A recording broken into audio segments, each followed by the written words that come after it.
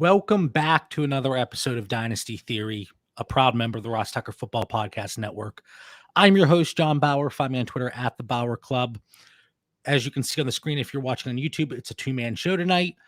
Before we get to the introduction, and Dan, I was going back and forth and how I wanted to do this, but I would like to, bring it up right now. Over the weekend, we all know that we lost a pillar within the fantasy football community. As many of you know, Mike Tagliere of Fantasy Pros lost his battle with COVID-19, an incredible and knowledgeable fantasy football mind. And we had the opportunity to talk with him a while back, and he was kinder and more genuine, if at all possible, after and before the show, before we hit live. So somehow an even better person than an analyst, and the outpouring support and love that we have seen on Twitter and on other podcasts and shows, that speaks volumes to the type of person that Mike was. So from the Dynasty Theory family, we send our thoughts and love to the family and friends of Mike Tagliere. And if you are able to, we kindly ask that you donate to the GoFundMe, which was created to assist his family throughout these absolutely terrible times. The link is in the show description. Whether you're watching on YouTube or the podcast feed, please donate whatever you can. $1, $10, it doesn't matter. Rest in peace, Mike. Yeah, man. Well said, John. And just to add a sentiment, we do this because we love it. And for our listeners, if they don't know, like Mitch, John, and I, it's kind of like a fate of luck that we kind of connected in this fantasy industry. We've never even met in person yet. I know it's on our to-do list, and COVID's kind of delayed that. But, one of the reasons we've been at this for 135 episodes is I think we all have that mutual respect and know we're good people at heart and love the people that we've met in this industry, whether it be from our leagues or from our podcast and for our guests. And when you bring up Tags, and I think back of that episode with him, it started off as, hey, JB, Mitch, this is awesome tonight. Tags is going to be on the show. I look at my Twitter favorites list, and he was on there. Just someone that you have respect for in the industry, that you follow, you try to improve your game and model after. Someone who's grinded incredibly hard to get where he was in the industry. So to lose someone, man, even though we don't know him personally, it's just that same connection that you and Mitch and I have after, working together for a few years. So he's going to be missed. And to his wife, Tabby, who's keeping us up to date on Twitter there, prayers out. And then hopefully our listeners do contribute to that fund and help this family any way that the fantasy community can. Absolutely.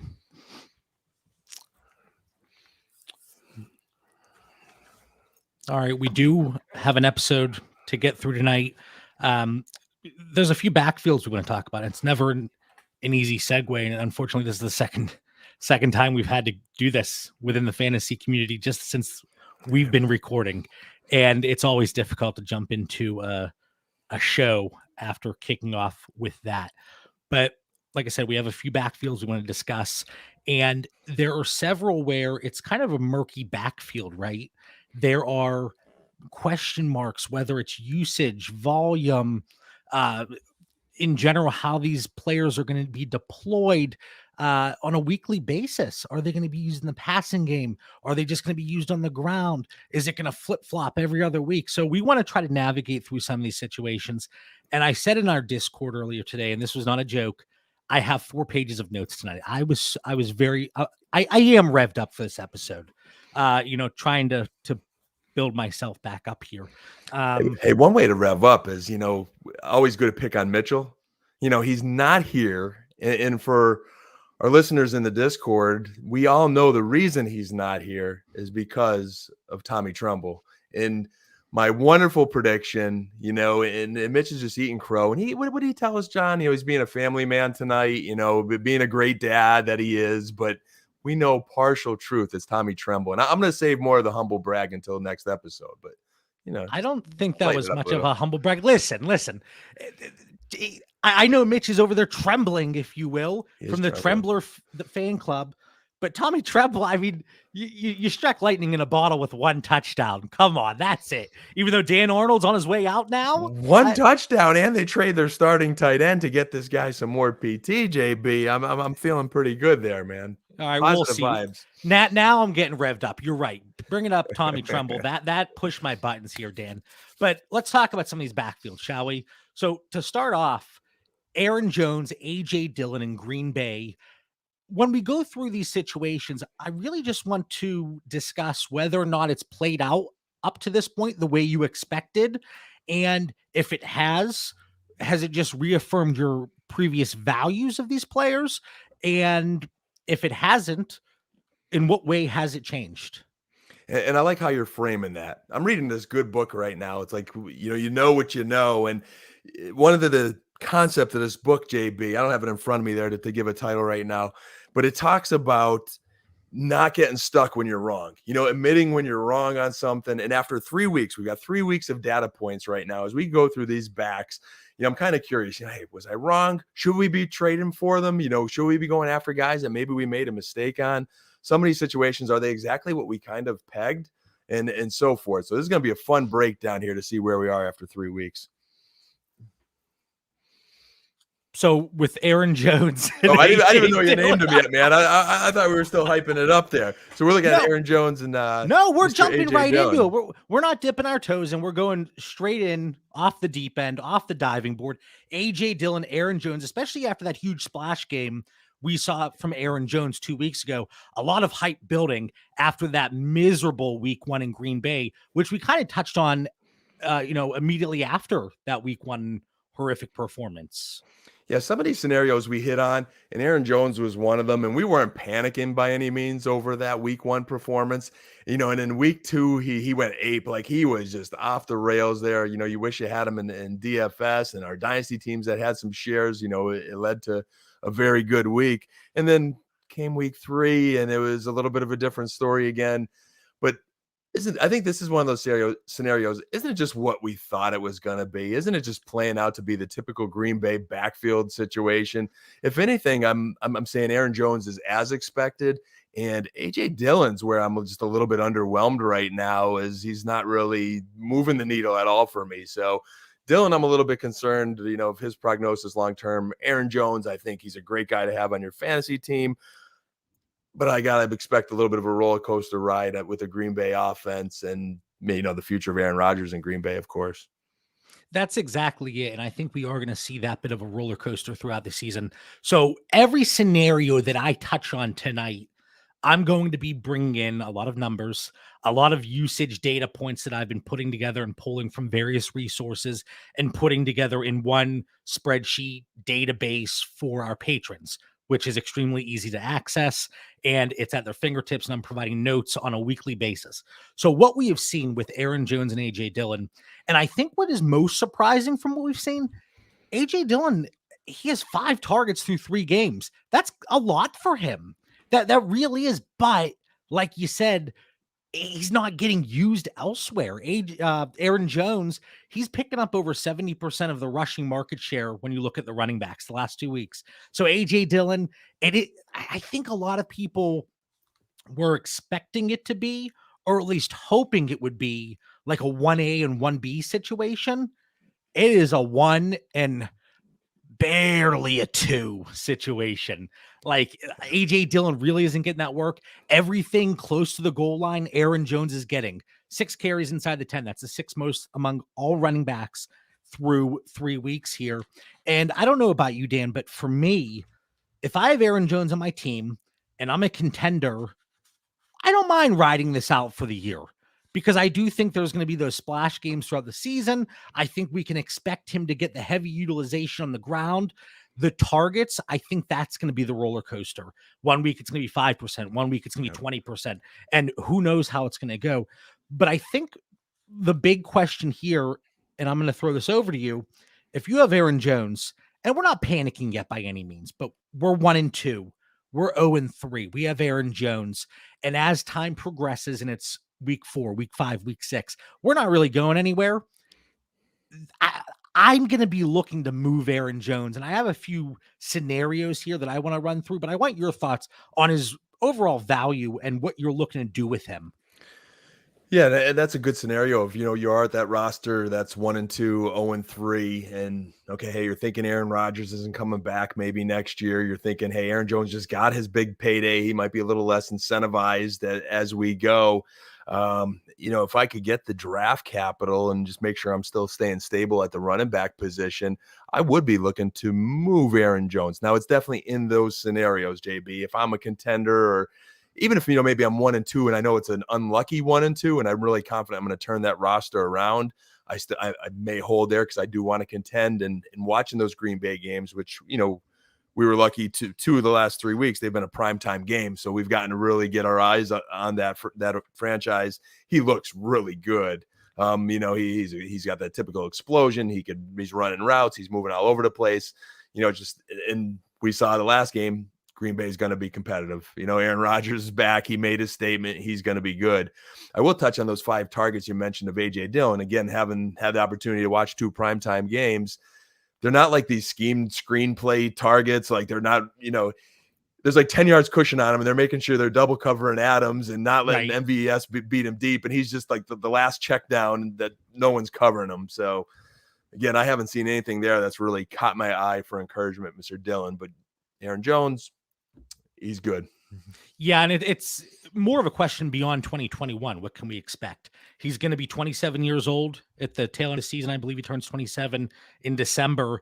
And there are a lot of moving parts in Green Bay, which you already alluded to. Is Aaron Rodgers going to be there? Is Devontae Adams going to be there? How is that team going to look?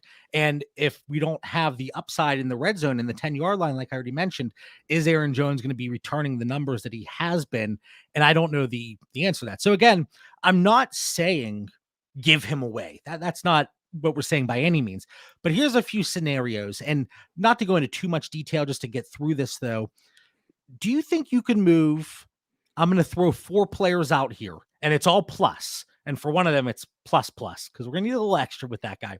But you're a contender, and you have Aaron Jones, but you want to be able to get that production while also having that insulated value, like we always talk about. So would you move Aaron Jones as a contender?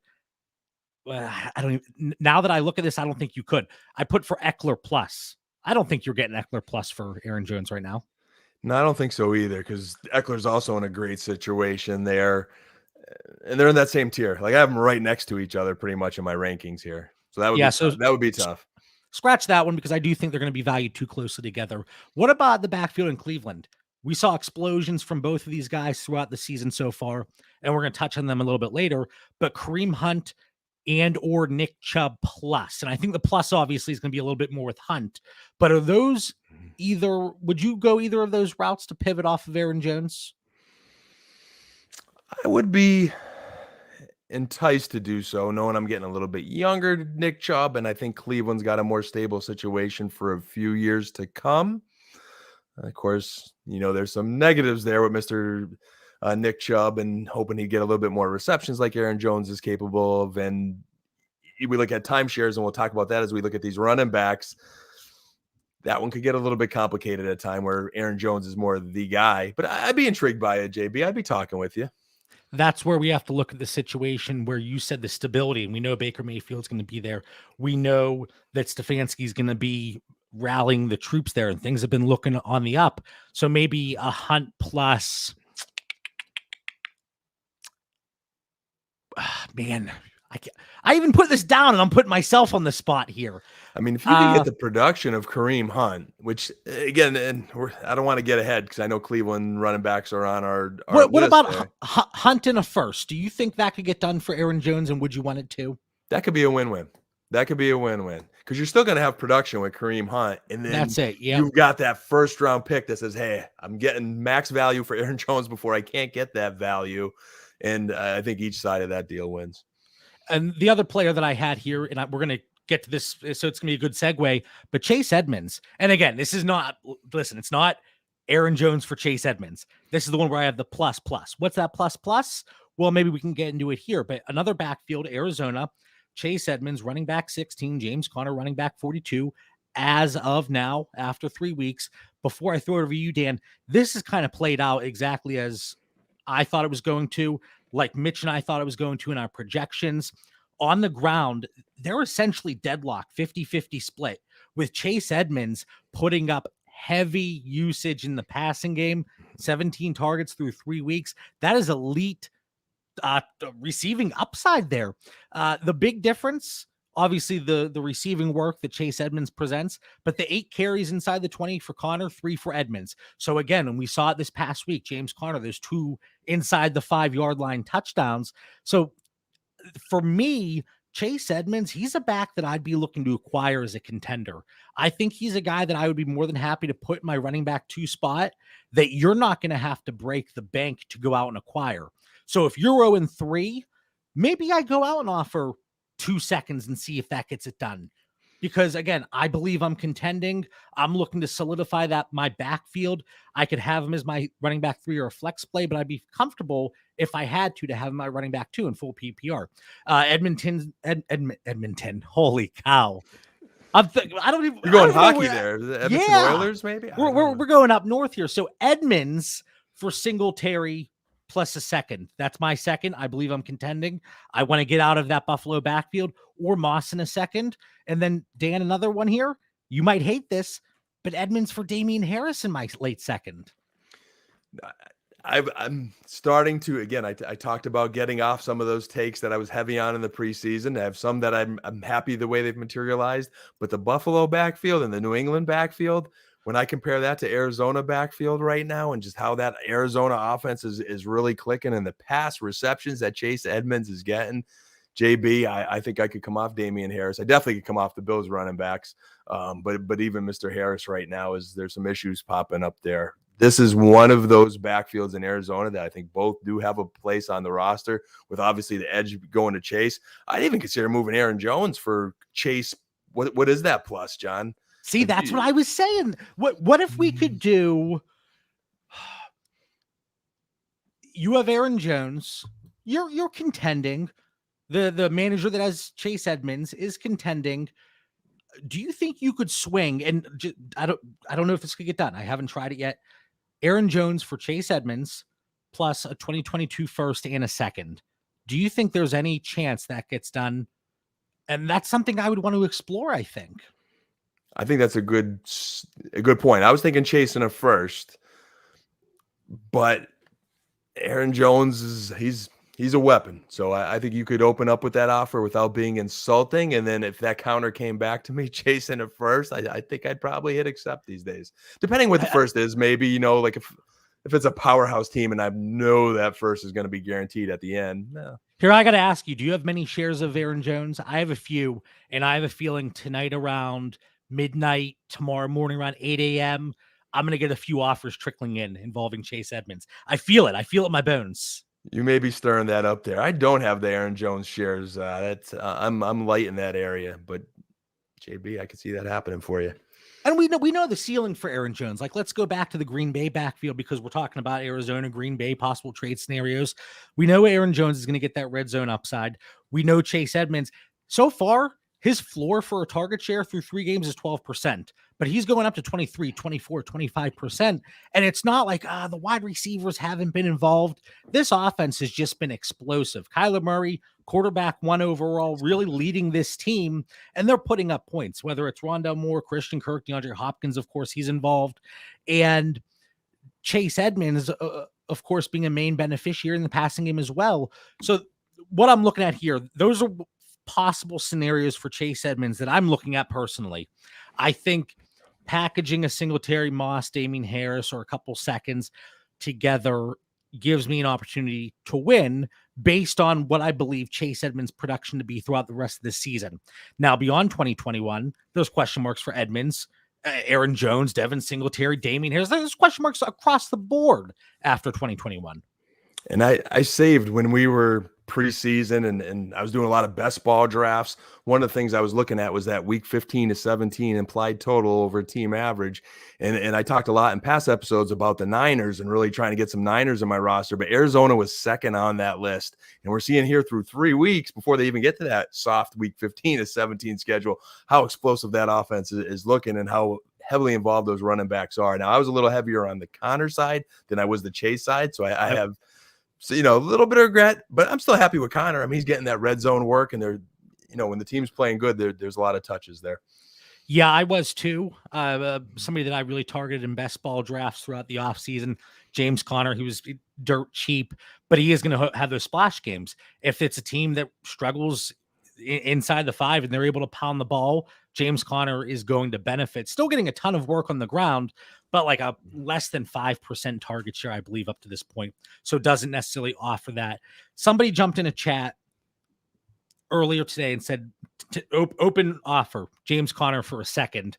I didn't even think about sending that second. That I'm not there even after that game. Again, Chase Edmonds, I think that floor and ceiling is there on a weekly basis. James Conner, it just isn't there. The floor isn't there. Yeah, Connor's the flex play, bye week player, injury player. Like I said, he has a purpose on your roster, but Chase, you could start week in and week out and feel really good about it. Yeah, so I think we're on board there. Chase Edmonds, maybe a target that we're looking for in our dynasty leagues. But again, if you're contending, making that push this year, and who knows what happens beyond 2021, maybe we get a bargain here and he sticks around in Arizona and really has a role there in that offense. I mentioned Cleveland earlier, and I'm trying to get through this because we have a lot of backfields we want to get through. There aren't a lot of straightforward backfields, unfortunately. They're not the cut and dry, black and white. There's a lot of gray areas here. So Cleveland, this is one of 2 backfields right now that has 2 running backs in the top 10 in PPR. We have Nick Chubb, running back 9, Kareem Hunt, because of that great week 3, running back 7. Dan, how do you view these 2? What are you doing in Dynasty? Have you looked to make any moves one way or the other with these 2 guys? We're looking at all these backfield situations, and I know I chatted or sent a message to you after this weekend's games. I'm like, JB, what about these running backs, man? Because it is just like committee central, and hopefully we're helping our listeners kind of decipher a little bit through the weeds and the muck of all these committees. And then the Cleveland backfield, to me, it's the same as the preseason, JB.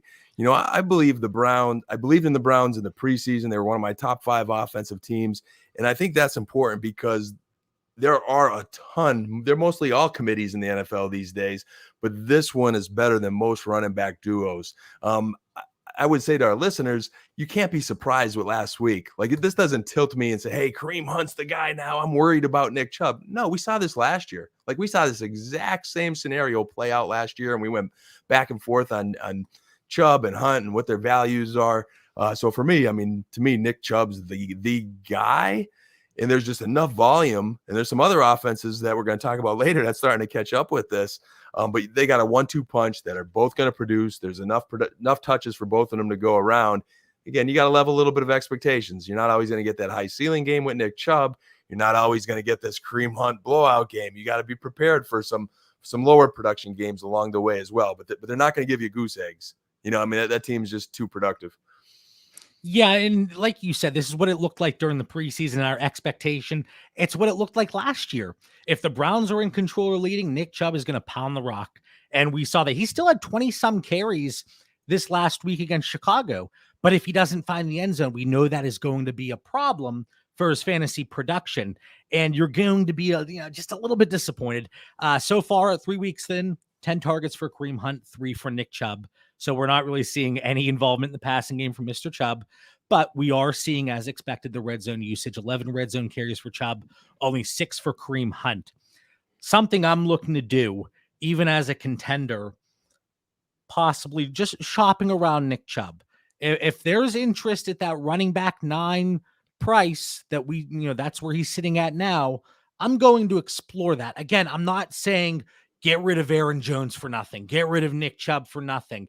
But you are doing yourself a disservice always if you are not exploring opportunities. Get in the chat, DM managers, throw blind offers out. Heck, I don't care. But if you're not trying, your level of success is going to be limited. So if I can capitalize on Nick Chubb, I'm interested in doing that. So I hope to see some offers in my inbox here because of that. Same thing that we talked about with Chase Edmonds. I'm looking to make the exact same moves for Kareem Hunt. I really am. While this is a committee, it's a committee where 2 players can be successful. So let me package together even a Damian Harris in a second. We're going to transition to the Baltimore backfield here in a minute. I have been trying to move Tyson Williams. I picked up 50% rostership. And I was lucky enough to move him in a few before this committee really got really muddied. But if I could do Tyson Williams, a second and a third for Chase Edmonds or Kareem Hunt. Yeah. But again, I don't think that's enough. Right. Williams, 2 seconds, maybe we can talk there. I don't want to move a first. We've talked about the value of these picks. And while the 2022 class certainly is underwhelming at this point in time, and the value is a little bit lower because of that, I'm still looking to keep those picks, especially in super flex and tight end premium leagues. But I'm looking to make similar moves, like I talked about Chase Edmonds with Kareem Hunt. And it's going to be very difficult, though. You're not going to be able to just pick off Kareem Hunt from somebody's roster if they're contending. Like, I know if I go to you, Dan, and you have Kareem Hunt, Chase Edmonds, Nick Chubb, Aaron Jones, and you're contending, I'm not going to be able to just say, hey, here's 2 seconds, throw Hunt over my way. It's not going to work.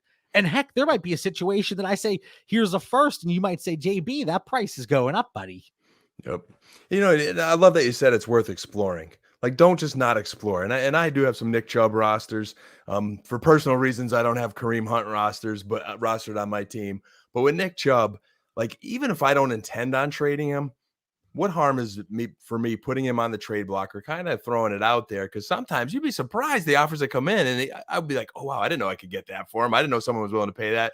And then you end up with a really good situation. But I don't know if you want to touch on our listener comment there, JB, from Jay Green. I think that's a good one. I was getting to it. So what are your thoughts on Nick Chubb's longevity, Dan? And then do you think his insane efficiency coupled with the timeshare makes him a little bit more likely to avoid the running back production cliff or at least delay it? My thought, again, not with any scientific data or anything to support it, I'd be surprised if he hit that cliff and just, boom, disappeared. I think he's going to grind his way to several more successful seasons, at least around that 12 to 18 range, and his ceiling's already capped. So I think that's one reason that it's going to be maybe a more gradual decline from a fantasy standpoint. I don't know. That's just my thought, though. Yeah, I think Jake's thoughts are right on. He kind of laid it up for us because Nick Chubb is in the ideal situation. He's with a team that uses him really well, the very smart offensive coach and staff. Nick Chubb takes great care of himself. I think he's young enough where he could play himself into one more contract potentially. So I think you got a lot of good years out of Nick Chubb. And I think we always talk about what are we playing for in Dynasty. We're not looking too far down the road, but I think he's definitely going to guarantee you a few very solid years. And we hear it all the time. We hear it in our Discord chat. We hear it on Twitter. We hear it everywhere. Nick Chubb is one of the most difficult assets to move if you have him. And somebody actually asked earlier today, hey, guys, I have a team. It's probably not going to contend this year, but nobody's given me face value, or at least what I think is face value for Nick Chubb. You're not going to sell at a discount just to sell. Hold him. And, I'm reading Jake's comment here. It was the alley-oop, and we came home with the dunk, or at least a nice little layup. But yeah, Nick Chubb, Aaron Jones, that situation a little bit different. The 1 year age difference certainly favors Nick Chubb. More stability in the organization, possibly looking beyond 2021. But there was more competition, and Kareem Hunt is not just going to go away. And then Demetric Felton getting involved in the passing game, and Nick Chubb really not seeing anything there. But a backfield, nonetheless, that is very intriguing, certainly with 2 players in the top 10. Now, a backfield that's not very intriguing to me at this point, and I'm going to go through this very quickly. I want nothing to do with the Baltimore Ravens backfield. Like I said, I did my best to move Tyson Williams before his first game. And then after he had that strong first game, I wanted him gone, and I really couldn't move him. We just saw a juicy matchup against the Lions, right? And that run game was completely neglected. Williams gets 30 to 50% rushing market share. That's a tongue twister across the last 3 weeks, with that number declining over the course, and then getting the routes, but not getting targets in that offense, which we're not surprised because Lamar Jackson rarely looks to the running backs in the passing game. And then 1 carry inside the 5 in 3 weeks. So it's not like that Mark Ingram situation. Yeah, he's not involved in the passing game, but we know he's going to get those touchdowns. Tyson Williams, Latavius Murray, Devontae Freeman. Heck, Patrick Ricard is getting involved. I want nothing to do with it. Tyson Williams, I don't, we saw that Detroit matchup. I was fooled this week. I played him in a few spots. It won't happen again. I promise you that. Yeah, this is like the land of the temporary toys, or maybe misfit toys, however you want to call it. I mean, the poor, Temporary toys? What? like none of these. Misfit toys. Well, I'm throwing temporary because I don't think any of it's going to stick. I think they have a major running back issue, and I have zero confidence in anybody there. I mean, Le'Veon Bell came. I drank a little Kool-Aid for a week there, thinking he was in like mega great shape, and there was no one else. And then all of a sudden, I have this busy day at work, and I blink and go to our Discord and see like all of a sudden they sign every running back under the sun. I never liked Tyson Williams. He's got some burst that, they're, I think, not happy with him. He doesn't hit the hole. He wants to bounce it out, and he's just limited. There's no pedigree whatsoever there. Latavius Murray at this point in his career is just average. And then, they're getting Devonta Freeman in there, I think, just to get creative. But the Baltimore Ravens are passing more, JB. They're passing more. Like, this is like Lamar's passing offense. If Marquise Brown could just catch the football, I would have won a lot of DFS money this week and my Ravens stack, but he decided he just wanted to drop 3 easy catches. So, but they're throwing a lot more, and this isn't your typical Baltimore Ravens running game. Yeah, and it's just a situation that I want, we don't want anything to do with whether it's the usage or the fact that they can't commit to one. Heck, even pick 2 and we can live with that in that offense, because we've seen it with Gus Edwards and Mark Ingram, Gus Edwards and J.K. Dobbins. We've seen that. And if you're throwing 3-4 guys out there to get them involved with more passing attempts, it's something we don't want to take part in. And there's a really good comment here from Owen. Basically, the 17-game season now, teams seem to be limiting stud running back usage, but this is something that we've been talking about. It's been a gradual progression. I feel like more teams using that committee, fewer teams using that bell cow. And now we're even seeing it with running backs like Ezekiel Elliott that have historically been a bell cow, but now Tony Pollard is getting used pretty frequently. And you're in a situation where 2 guys can be productive fantasy wise. So I think that's a good comment. I think there's a difference though, JB, because, when you look at Pollard and Hines and Hunt, you got 3 talented guys that have been with their offense for a few years. So those coordinators are saying, hey, how do we get these guys more involved? How do we limit the wear and tear on the Chubbs and the Zekes and so forth? Okay, but Jamal Williams in Detroit, though, this is his first year in that offense. True, but Swift's eating, man. Swift's got some good production there. He's a top running back in PPR scoring leagues right now. So I just think it's different than the Baltimore situation. I like the point that Owen makes, but when we look at trends and you look at Baltimore, they lost their number 1 and 2 really good running backs to an injury. That's hard to make up and produce. So I don't think it's anything trending with Baltimore. I think they have guys that just are limited with talent, don't know the offense. Like, there's so many things against them right now that I think we need to temper the expectation. I think it's going to be a passing team all year, other than Lamar running. And I read that question as unrelated to the Baltimore situation. Okay. That's the way. So I want to make that clear. The NFL's trending that way, yeah, as a whole. Yeah, that's the way. And one of those running backs you mentioned, Nyheim Hines. So the Indianapolis Colts. And Dan, before I throw it over to you, let me just throw a few facts out. So you're skipping to the Colts? We could be coming back to Washington? No, I'm so excited. I'm jumping the gun here. I'm scrolling too fast. Now let's go back to Washington. Okay. So Antonio Gibson, running back 19, J.D. McKissick, running back 38. So there is a trend here. We have 3 weeks, and it's been gradual, but it's been in the same direction each way. So while Antonio Gibson had that massive touchdown in week 3, and everybody was roaring and screaming from the mountaintop, see, this is what happens when you give Antonio Gibson the ball, 70-plus yard touchdown. Antonio Gibson's route percentage versus dropbacks has declined every single week over week. And guess whose has increased week over week? J.D. McKissick. So 9 targets for Gibson so far, 8 for McKissick. Running back rushing market share has been elite for Antonio Gibson. We're talking 75, 80, 85% on the ground. But Washington, with that defense, the way that they have been underperforming, I could see some negative game scripts here. And if you are splitting those, not just targets, but targets too, 9 and 8, but the routes run and the opportunities, that is not very reassuring for Antonio Gibson. So while he's getting the work on the ground, 1 carry inside the 10 in 3 weeks. How much of that has to do with Taylor Heineke? How much of that has to do with the defense that is, they're falling behind and they're forced to throw the ball. How much of it is just the scheme and the lack of commitment to a bell cow, even though he's getting on the ground, but let's see it in the air too. And I just think he was really bolstered by that one touchdown. And I never want to say, well, Dan, let's take that big touchdown away. Cause I hate when people do that because it still counts. There's no asterisk. He got the points, but if you're looking at the box score, that could be somewhat deceiving. I think he saw 2 targets this week.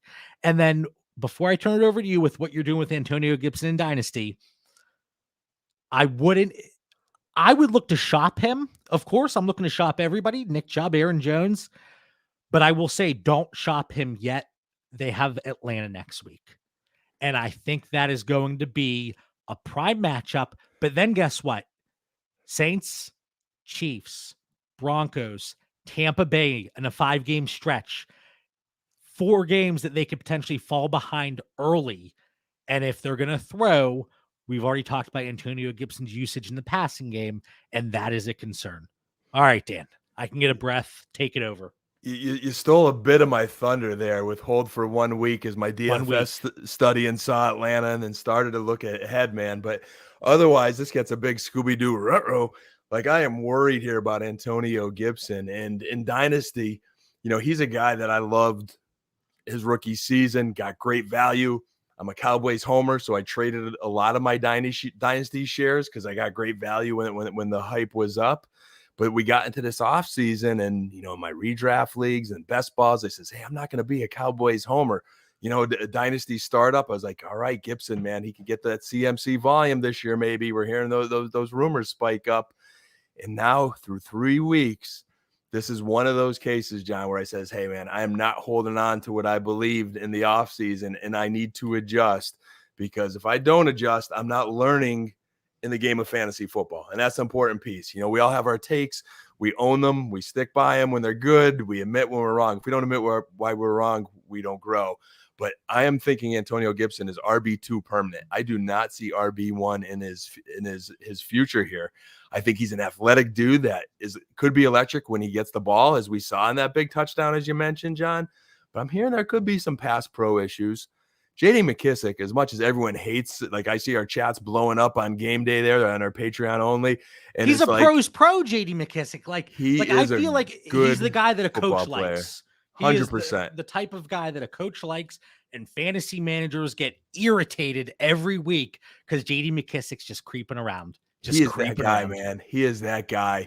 I watched the coaches talking to him on the sidelines. He's an intelligent football player. He knows how to get open. He knows down and distance. He's just smart. He's good in pass pro. You're not taking him out on 3rd down, and I think we got to accept that. So advice, enjoy Gibson this week. Don't trade him this week because you're going to get – not yet. You have the opportunity to get some good production versus Atlanta because they stink. And then I would sell. I think now after that Atlanta game is going to be opportune time to sell Antonio Gibson. Like I said, Saints, Chiefs, Broncos, Tampa, if they fall behind and we don't see that usage again on the ground, that usage is tremendous. Like we're talking more usage on the ground than Nick Chubb based on a percentage. At this point, probably more than Zeke. So we're seeing bell cow numbers, but we're not getting the close to the goal line carries. And I know a lot of people are sick and tired of hearing me talk about the usage and the utilization inside the 20, but those are the high value touches, right? And that's one reason I like James Conner coming into the season. And it took a few weeks, but we finally saw that inside the 5 work. And Owen in the chat, Gibson was more of an athletic freak than a college football stud. If I'm not mistaken, wait for Gibson ball out and sell. And I think that's Atlanta. And again, if you get an offer of a first, no, that's not enough. We're saying cash out at peak value. And I think you're going to see people willing to pay that running back 6, 7, 8 price tag. So we're not saying get rid of him just to get rid of him. But another guy I am looking to shop after he pummels the Atlanta defense. And Dan, what's going to happen. He's going to have like 3 fantasy points against Atlanta. Like it's just going to be McKissick's going to go off. Yep. But yeah, JD McKissic, he's not going anywhere. So that's a situation that I don't know that Antonio Gibson's overall usage really grows as the season progresses. But there's a situation that I feel a little bit differently. Jonathan Taylor, running back 28, Naheem Hines, 22, running back 22. based on offseason projections, and this isn't my projections, but you go on Sharp Football Stats and you look at weeks 1 through 3, Jonathan Taylor, up to this point, and the Colts have faced the second most difficult schedule through 3 weeks in terms of defensive rush efficiency, and the 13th easiest in terms of running back receiving efficiency. So you're going against defenses that are more susceptible against running backs in the air and are stout as heck against running backs on the ground. This is a recipe for disaster for Jonathan Taylor. So 3 weeks in, Jonathan Taylor, running back 28. Don't panic. We talked about this last season. We saw it last season. Then what happened? Things really started to turn on as the season progresses. And Owen, another comment in the chat, he says, where is it? There it is, jumping around on me. I think high-end running backs will ball out towards season end, and this is a situation where I think that is the case. Over the rest of the season, the Colts are slated for the 6th easiest rush efficiency schedule. Looking at their matchups, Taylor leads all running backs with 6 carries inside the 5-yard line, converting for 0 touchdowns. So we talk about positive regression. I know that's a term that make people want to vomit, and I get it, but this is a case where I think it's true. So Jonathan Taylor, if there is a discount, I don't think there's going to be, but if there is, I am looking to acquire. I am not moving Jonathan Taylor. And somebody asked in the Discord, hey, JB, a few of us still play redraft. So they dropped a redraft question in there. And, some people got some jabs in the chat. Well, I thought this was a dynasty theory. But they said, is Jonathan Taylor a potential buy low in redraft? Yeah, absolutely. And if I'm going against my Uncle Larry and he watches 2 games a decade and he really doesn't follow anything, he's in my home league and I don't plan on seeing him until Thanksgiving. Yeah, let me take advantage. Let me get Jonathan Taylor and then let me really rip into him on Thanksgiving. How did you give me Jonathan Taylor for that? Sorry, Uncle Larry. Sorry. All right, Dan, I'm done talking about my family members, even though I don't have an Uncle Larry, but If I'm rebuilding or struggling, JB, I like how you just disregard. I'm leaving Uncle Larry out of this one here, man. I'm in some deep thought here, looking at the Colts schedule too, and you're kind of keeping Jonathan Taylor for 4 potential good weeks this year that you're hoping, because they get the Texans twice, they get the Jets, and there was one other cupcake on the Jaguars on the schedule there. But other than those 4 games, man, I'm really worried about the Indianapolis Colts. They've got Michael Pittman and a bunch of guys to throw to. Zach Pascal, red zone elite target. Pascal's finding a way to stay relevant there, but the O-line's really hurting, man, and the injury bug keeps getting them more and more. Like, this could be a real long season for the Indianapolis Colts and Jonathan Taylor. And when you get to the Texans in week 6, what if he throws up a dud versus the Texans? Like, what if he has his last 2 games has been like 6.3 points, 8.2 fantasy points. Then he gets the Dolphins at Miami, and then he goes to Baltimore. Let's say he throws up 2 more games of 6 and 8 points. So now after 4 straight weeks, you are frustrated. You're like, okay, it's Texans time, man. He's going to bounce back. This is the game. Let's just say he throws a softball, a dud or a softball versus the Texans. What are you going to do, JB? What are we going to be talking about in week 6? We're going to be talking about how week 7. How was I able to acquire Jonathan Taylor for so little? Is it going to happen again? I don't think anybody's selling for pennies on the dollar. It's not happening. But there is that rumbling that, well, if we're concerned about Clyde Edwards-Helaire, if we're concerned about Antonio Gibson, we mentioned his use in the passing game. Well, we got to talk about Jonathan Taylor's use in the passing game because it's been almost non-existent. But again, I do think from a rushing perspective, that schedule will open up a little bit, and hopefully Jonathan Taylor can take that heat off of Carson Wentz, because Carson Wentz, he's only thrown 1 interception so far, but great.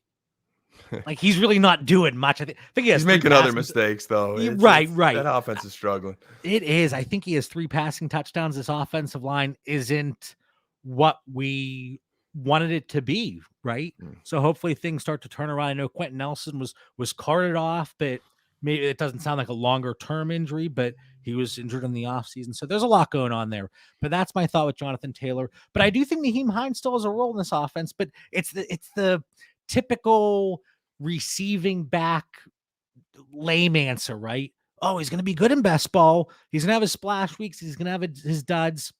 So I would say pay attention to those games where the teams they face are stronger against running backs on the ground than they are in the air. And if it's a potential negative game script, which who knows, maybe for Indianapolis, it's going to be a lot of negative game scripts. And I think this was a comment in our chat earlier from our guy TJ, and he said that he thought he saw the Colts lead the NFL in the number of plays when they're playing from behind or something like that. So those game scripts, they're not JT friendly, but I am expecting a bounce back. So don't panic. Don't panic yet on Jonathan Taylor. All right, but a guy we're panicking a little bit about just because he's out for a few weeks. Doesn't sound like he's hitting IR, but a hamstring injury, Christian McCaffrey. Really quickly, my value of Christian McCaffrey is not changing at all. He's my running back one overall. Just he's too explosive, too much. He gets 20 points, and you're like, oh, man, that was a terrible game for McCaffrey. I thought he was going to get 40 today. But I do want to spend time on Chuba Hubbard. We're not even going to mention Royce Freeman because I have a lot of Royce Freeman on my teams. It's not his opportunity right now. It's Chuba Hubbard. So what are you looking at here from a production standpoint over the next few weeks? And if you have him on your roster, you can differentiate if it's a contender or a rebuild. And if you don't have him, I'm not actively looking to go out and acquire him. No, I mean, this is one where Christian McCaffrey, JB, I mean, mind you, I'm a little sad here, a handful of dynasty shares, and he was in my DFS captain spot last week, and that was a little heartbreaking because I would have had some good money in that Dallas game, I believe. And I am happy that the Panthers are McCaffrey-less versus my Cowboys this week, but his hamstring is on the mild side from what they're saying. So you figure he's going to miss the Dallas game, and then he's probably going to miss the Eagles game the week after, which that stinks because that could have been a smash spot versus the Eagles. But you're going to get him back versus the Vikings, and I think he's going to be, knock on wood, fine the rest of the way. So you're looking at 2 games out of Chuba Hubbard. And I love messing his name there. It's what was that old bubble gum? Was it a Hubble Bubble or what was that? Chubba Bubba? No, Hubba Bubba? I'm gonna have to look that up there and Chubba put it on Bubba? Discord. So I think that's the issue I have. I'm aging myself again here with that old bubble gum that used to be out. But for Chuba, man, my expectations are a little limited versus Dallas. I don't know how much he's gonna do versus the Cowboys. I mean, their defense is playing well. If you're limited, he could be a flex player. He might be okay for a week. I definitely liked watching him at the game. I don't think he's a Mike Davis, but I think it's a very running back friendly offense. So he's going to get touches. He's going to get some volume there, but I would just temper your expectations. I don't think the ceiling is what we would like in that Carolina offense for Mr. Hubbard versus Mr. McCaffrey, but he is going to get touches. I think he'll score some points versus the Cowboys. I would definitely start him versus the Eagles in 2 weeks. And then he's going to be on your bench unless McCaffrey gets hurt. He is a guy you want on your bench, though. I mean, you definitely want CMC's handcuff, and he is that guy. And I don't think he's going to lose it. He looked good enough in that last game where I think he belongs in the NFL. Yeah, and that's why I said I don't want to spend time on Royce Freeman, even though I wanted it to be Royce, but it's not his backfield to lose here with Christian McCaffrey out. So we have a question in the chat. What is Chuba Hubbard worth in, let's just say, 12-team Superflex? But Dan, just like you mentioned, because we know that these soft tissue issues, they linger at times. So if you have Chuba Hubbard and you're contending, do you maybe just hang on to him? If he offers that instant starter handcuff opportunity, and he's not a guy, like you said, he doesn't have standalone value. He's not a Tony Pollard at this point. He's not Nyheim Hines, not even J.D. McKissick. So unless McCaffrey's out, Chuba's nowhere near your starting lineup. But what if he re-aggravates it in week 10, week 11, somewhere around there, and now you have possibly a back-end running back 1, maybe mid running back 2 at your disposal to throw in during the fantasy playoffs? Yeah, 100%. Like even going into this season, I tried to roster him definitely anywhere I had Christian McCaffrey. I wanted that backup. I was confident he was going to be that backup. Best balls, he was just one of my favorite handcuffs. And then anywhere I could get him. So now we get to the season, and you watch McCaffrey through his first 3 games, and he looked like Tecmo Bowl Christian McCaffrey, man. I mean, his volume is there, but he was taking some licks. So, do I think it's just a hammy? He's going to rehab. He's going to get back to full strength to be fine. Yes, but he is getting a lot of volume. He probably is, definitely susceptible to get hurt again. And I think you do want Chuba on your rosters there 100%, because if McCaffrey's out, he does have standalone value, and he's a guy that's going to get the touches. Is he, again, with McCaffrey there? Is he a Pollard or something like that? No, but the hope is he grows into that. So in Dynasty, I want him to grow into that role. So I have some depth in my backfield that I feel good about in years to come. So let me ask, you have Chuba Hubbard right now. I offer you a 2022 second. I think I would turn that down if I had Hubbard. I agree. One, I know I have some value just hanging on to him just in case this year, especially if I have McCaffrey. The owner who has McCaffrey might even give me more.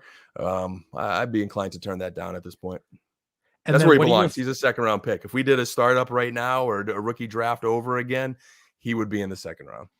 And then what are your thoughts on after McCaffrey comes back, because of what you talked about with the possibility of eventually him growing into that Naheem Hines role, even though Christian McCaffrey is explosive in the passing game as well, but somebody that could complement Christian McCaffrey so he doesn't have to get 40 touches a game, maybe going out and trying to acquire Chuba Hubbard at a discount because now Christian McCaffrey's back. I think that might be an opportunity and something that I might want to explore. And again, if Christian McCaffrey, if he would re-aggravate that hamstring as the season progresses, now I got a Chuba Hubbard at a great discount. 100%. And I try to get some shares throughout, leading up to the season and beyond. I even traded maybe one. I'm sure there was someone thinking the same way, that, looking to get that value of Chuba. JB, he's a guy that's going to have a role. We're talking about all these committee backs. Carolina's not dumb. They want to take some pressure off McCaffrey. They know they need to. They can't keep letting him take all those hits. It's just a matter of, hey, McCaffrey's still young and in his peak prime here, and Chuba's still learning. But once he gets up to speed, let him get through the rookie season. Let him learn how to prepare for games. Let him learn how to take care of himself, get stronger in the offseason. And come next year, I wouldn't be surprised if you start seeing a little bit of that McCaffrey volume going down, and Hubbard getting some more touches. Similar situation here in Minnesota with Dalvin Cook, the injury. But this one, Dalvin Cook could come back and play in week 4. But Alexander Mattison popped off in week 3. He had, I think it was like 90% of the running back touches, somewhere around there. But he was explosive with the opportunity he had, and he was a fantasy monster in week 3. I would be less inclined to go after him the way we just talked about Chuba Hubbard, though. He's a few years older. It's a tough one, JB. Like, I went into this offseason saying, hey, I want to pay a little bit more attention to the handcuffs, not slide like I kind of have in years past on those backup running backs, because the last few years we're seeing it more and more. Guys get an opportunity. Everybody's spending all their fab, them hanging on to starting jobs and being key contributors. And Madison's looked good. He looks like, again, another guy that belongs and could potentially get a starting job at some point. I know Mitch is normally our contract man there. I'd be curious when his contract is up. It's got to be coming sooner than later. I don't know if you pull how many years he's been in the league now, but he is a guy that I could say he's going to look for that opportunity and not want to be behind Dalvin Cook forever. He's a freak of an athlete. He's currently 23 years old. Contract runs through the 2022 season, so he's at least going to be there through then. And Dalvin hasn't stayed healthy. Every year at some point he's been out. And then Minnesota, same thing's got to know that. So I think he's, again, one of the better handcuffs to have. Would I rather have Chuba? Yeah. I just think Carolina's running back friendly for fantasy offense it kind of stands out to me. We saw it with Mike Davis last year, how he was just, amazing on his own there and getting the volume. Just the way they run that offense. I think it's a little bit better situation. He's a little bit younger, but you can't get Chuba. I think Madison's a good next guy up.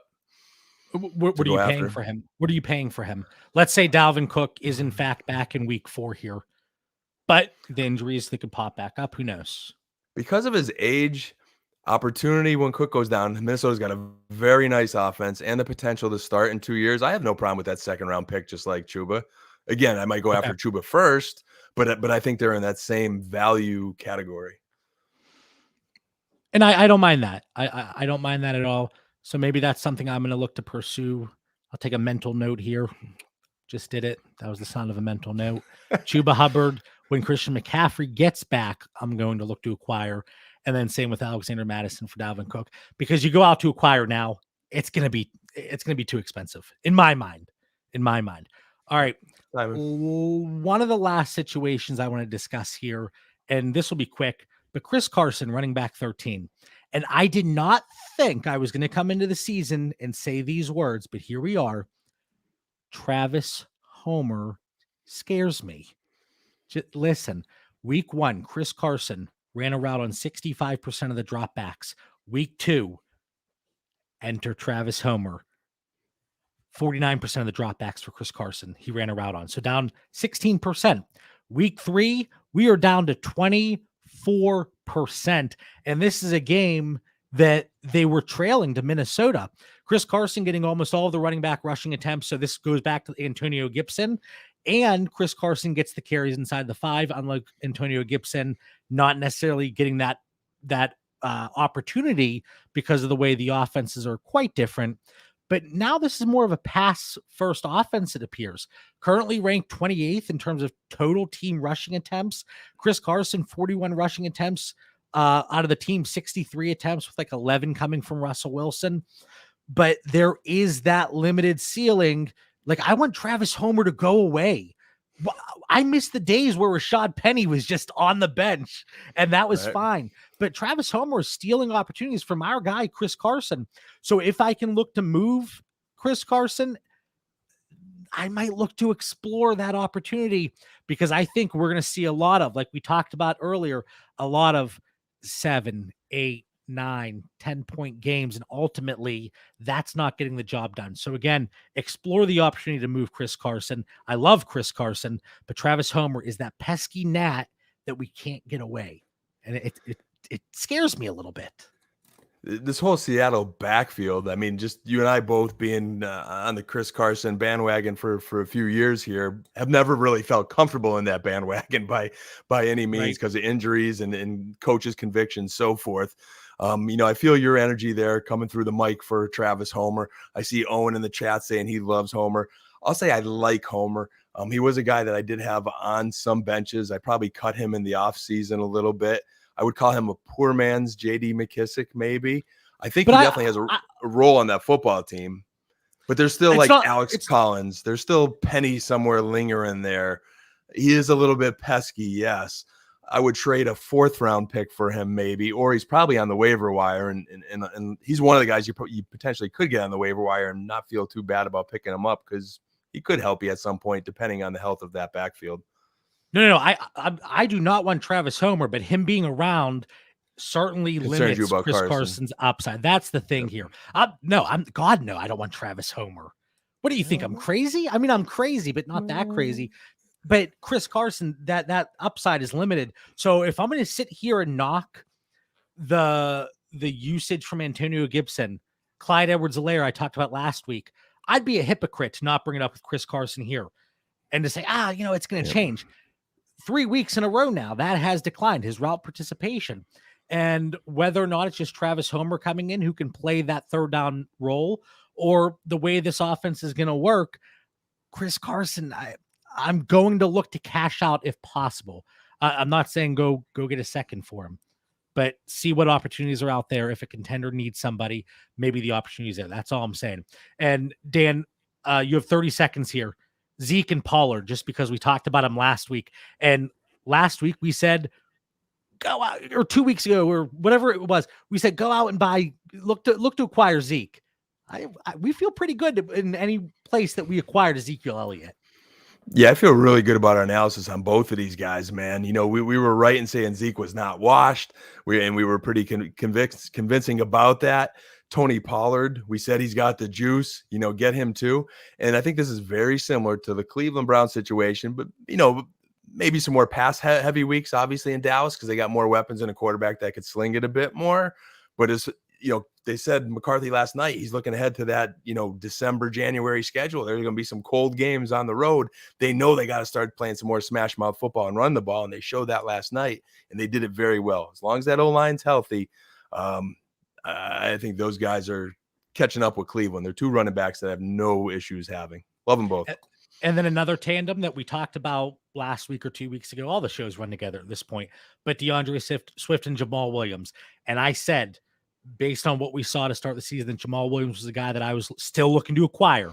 And I think Mitch kind of scoffed at me. I think I got some smart comments from maybe Coach Dan. I can't remember exactly, but through these last few weeks, that's still continuing. And I think both are going to be heavily utilized. Two guys that are currently in the top 10, two guys in Zeke and Pollard that are currently in the top 18. I think those are trends that could continue. Is it going to be as strong as it's been through 3 weeks? Probably not, but still guys that we're okay having on our team. So, man, we got through all of those running backs in an hour. That was good. That was pretty good. Final thoughts. And now I cut you off mid-sentence, but Dan, hit us with your final thoughts. 136 episodes in. Man, how many episodes did you say? 130? 136. Wow, look at that, man. That's awesome, man. 136 episodes, an hour long. It was impressive, but Mitch wasn't here, JB. It was only the two of us when we went an hour, so I don't know if we did as good as we thought. I'm not sure, but, you know, considering you had 4 pages of notes, hey, hopefully our listeners got a lot out of our takes there on the running backs. And, you know, now that I got that running back analysis out, I'm going to start zeroing in on some receivers a little bit more, man. There's some muddy situations there that we have to kind of navigate through. Week 4, we've got 3 weeks of data points, so I'm starting to feel, you know, more confident trying to figure out this landscape. And did we talk about Tommy Tremble? I'm not sure if we did. I think we did in the beginning, and I think we'll talk about it more next week, man. But free agent wire, if for some reason he's out there, Carolina's new starting tight end. I mentioned it here live on Dynasty Theory a couple weeks back. Everyone scoffed at me. Tommy Tremble, he's going to have a good season and contend for Rookie of the Year, maybe. I don't know. He's definitely he's going to give Kyle Pitts a run for his money. Has anybody ever, just after their first season, they said, you know what, you don't have to play anymore, you're a Hall of Famer? That's maybe what we're talking about with the Tremblers. That's his fan base, the Tremblers. I might have to change some fantasy team names, John, to the Tremblers. Thank you for giving that to me tonight. Do we need to copyright something? Should we trademark Dan and the Tremblers? I think that has a ring to it. But God, Tommy Tremble. If we ever talk about him again, I'll be very upset. But you're talking about Tommy Tremble. I'm getting gross here in a second. Ready? Last week, to close the show, I talked about Pat Freiermuth. I was happy with his 5 targets. I was happy with his touchdown against Cincinnati in week 3. Sure, things opened up because of the injuries at receiver. But here's one that's really gross. Let's say you had CMC, Dalvin Cook, Dobbins, Akers, ETN. You're battered and bruised with the injuries. You need somebody to throw in to just get him off the waiver wire for nothing. Throw him in. You need to fill one spot. It's a deeper league. Are you ready, Dan? It's gross. Do you have your paper bag ready to? I'm sitting down, man. What do you got? Once James White went down in week 3, the route participation in the passing game, just listen, JJ Taylor 14%, Damian Harris 23%. I didn't realize this man was 31 years old, but Brandon Bolden 36%. He could be used in the passing game. Listen, 7, 8, 9 PPR points is better than 0. And I want to see somebody. You are drinking your analytics Kool-Aid over there. Too many data points. Brandon Bolden has done this before. I saw you post that in the Discord today, but I chose to pick and choose my battles, and I didn't pick that one. But you're bringing it up here at the show, JB. I do appreciate it. Like Owen agrees, flag him. That's like saying Kyle Juice, the Juice there from the Niners and their fullback. You should pick him up because he had a good week. That's just Bill Belichick having as an occasional, let's use Brandon Bolden because who knows what Bill Belichick's thinking over there, him and Coach McDaniels. All right, this is my final thought. My final thought. They have the Buccaneers in week 4, okay? They're going to fall behind. They're going to fall behind early. Check down. Can we make a wager here? If Brandon Bolden puts up 10 PPR points in week 4, can we get something going here? It's on, and it's got to go with. We also have that. We have the bet we didn't make yet with Tremble and Freiermuth. I'm still standing by that bet. We didn't come up with anything yet, but I'm saying Tremble outscores Freiermuth this season. And as far as Bolden, I do not. I'm happy to bet that he does not get 10 points. It is so in week so 4. dirty. I got to shower after the show. I feel so filthy. But listen, we're in some 14-team leagues. We're in some 16-team leagues. Heck, I'm in a 20-team league. Things are nasty out there. It's cutthroat. You need that win. Your projection is within 4 points. And you're like, all right, Dalvin, I need you to play this week. You're my RB1 here. I need you to play. You're out. Now I got nobody. So it's Tony Jones on my bench, Tyson Williams, or the savior, Brandon Bolden. I'll take those first two, man. Those first two guys both have potential to outscore Mr. Bolden there. I think you better take your temperature after the show as well there. Tell Mrs. Bauer we want a temp check in another minute here. I'm just saying, 10 points. It's gonna win somebody a game. I might have to stick him in one of these ugly lineups just to see if I can get the job done there. But this was a fun episode. Like we said to start off the show, in the description on YouTube and the podcast feed, the first link on this episode is the GoFundMe for the Tagliere family. It would be, very appreciative if you could donate anything you're able to. We want to thank all of you for tuning in each and every week. Make sure you check out the Patreon, where we're putting out even more content on pretty much a daily basis. For Dan Lamagna, Mitch Sorensen, who will be back next week, I'm John Bauer. We'll see you next week.